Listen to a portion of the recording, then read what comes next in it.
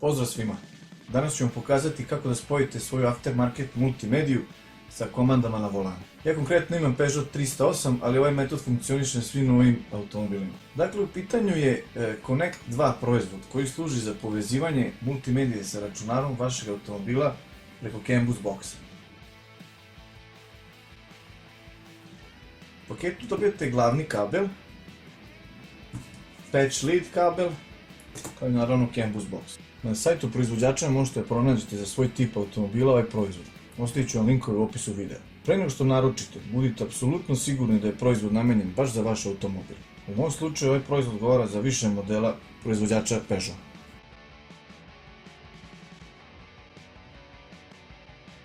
U paketu koji će vam stići dobit ćete interfejs kabel, patch lead kabel i CAN bus box. CAN bus box je mozak koji će povezati vašu multimediju sa komandama na volanu.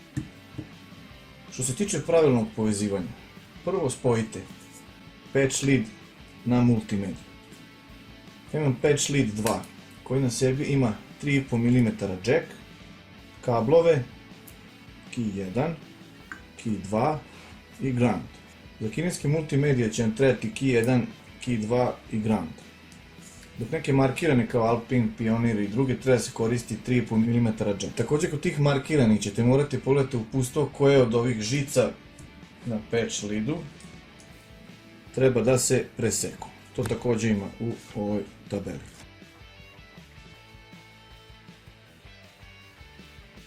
A da se vratimo na kinesku multimediju. Na kineskim multimedijama ćete najčešće imati žice sa nalepnicom na koje piše key 1 i key 2, isto kao i ovdje.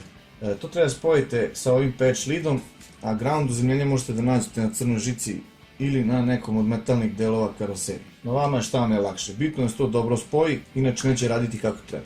Preostala dva dela spojite na ovaj način.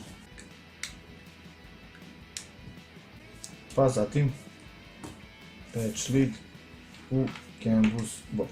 Ovo ste već prethodno spojili. Zatim, znači ovaj konektor ide u jack multimedia. Tek nakon ovih radnji možete ovaj konektor da spojite na konektor, to je jack u vašem automobilu. Koliko vaša multimedija ima ovakav ulaz, znači sa 20 pinova, morat ćete da prespojite žice sa ovoga, znači ovo je klasičan onaj Euro jack. Pošto smo mi dobili ovakav, morat ćemo sve ove žice prespojimo na ove žice. Naravno morat ćete pogledati dijagram žica.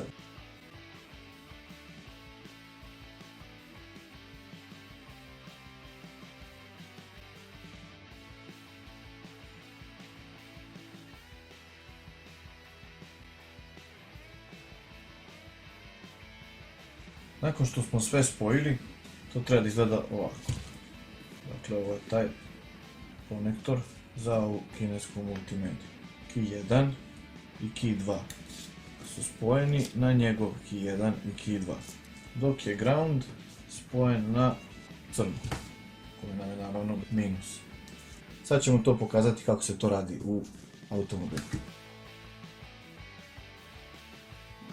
Pošto sam prethodno povezao sve ostale kablove kao što su antena, AV kablovi, mikrofon, USB kabel i parking kamera, na red je došao i Connect 2 adapter.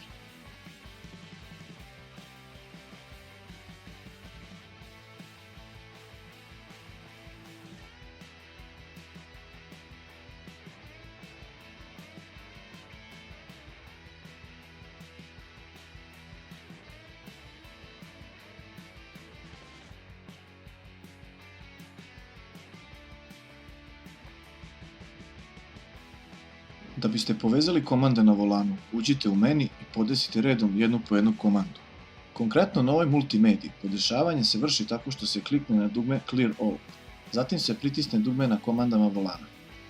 Dok držite dugme, u meniju izaberite ikonicu sa funkcijom koju želite da dodelite tom dugmetu. Kada postane plave boje, komanda je uspešno podešena.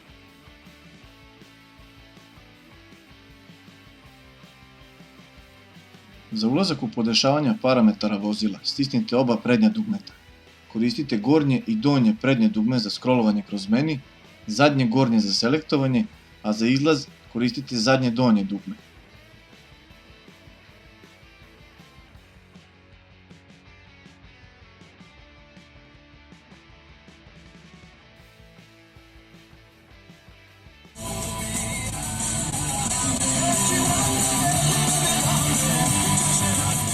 Hvala vam što ste pogledali ovaj tutorial.